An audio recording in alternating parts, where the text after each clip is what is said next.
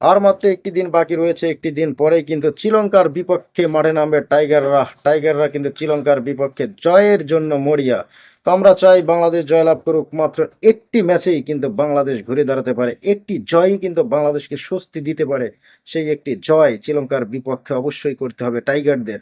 কারণ একটি ম্যাচ জয়লাভ করলে কিন্তু বিশ্বকাপের দ্বিতীয় মঞ্চে বাংলাদেশের যাওয়ার সম্ভাবনা রয়েছে। নেদারল্যান্ড বনাম নেপাল দুটি ম্যাচে আমরা জয়লাভ করব, কিন্তু শ্রীলঙ্কাকে 8ই জুলাই ভোর 6টা বেজে 30 মিনিটে একটি গুরুত্বপূর্ণ ম্যাচ, সেই ম্যাচে বাংলাদেশ যদি জয়লাভ করে তাহলে বাংলাদেশের জন্য একদম সহজ হয়ে যাবে। তো আমরা বাংলাদেশকে অবশ্যই এগিয়ে রাখবো। বাংলাদেশের টপ অর্ডার বিশেষ করে দুইটা ব্যাটসম্যান লিটন দাস এবং সৌম্য সরকার।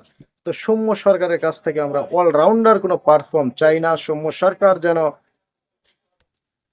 সরকারের কাছ থেকে আমরা ব্যাটিংটা চাই। ব্যাটিংয়ে যেন তার রানে যেন আগুন ঝরে। তার ব্যাটিংয়ে যদি আগুন ঝরে তাহলে কিন্তু বাংলাদেশ একটা ভালো স্কোরের দেখা পাবে।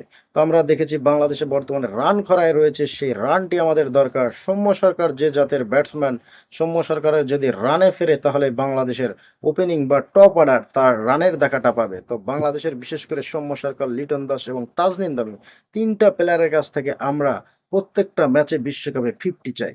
সর্বনিম্ন হলো দুইটা, তিনটা ব্যাটসম্যান দুইটা করে 50 চাই। সৌম্য সরকার, লিটন দাস যদি 50 করে, তাজনিন তামিমের কাছ থেকে আমরা 50 চাই না। এবং তাজনিন তামিম, সৌম্য সরকার যদি 50 করে, লিটনের কাছে চাই না।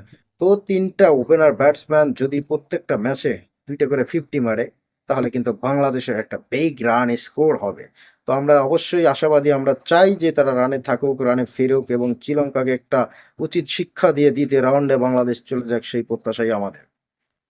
সৌম্য সরকারের কাছ থেকে আমরা শ্রীলঙ্কার বিপক্ষে কোনো অলরাউন্ডার পারফর্ম চাই না। সৌম্য সরকার, তার কাছ থেকে শুধু আমরা ব্যাটিংটাই চাই।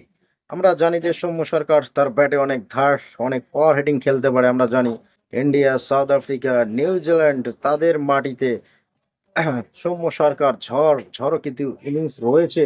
সেই ঝড় ইনিংসগুলি যদি খেলতে পারে এবারকার বিশ্বকাপে 4টি ম্যাচে, তাহলেই কিন্তু বাংলাদেশ একটা ভালো টোটাল দেখা পাবে।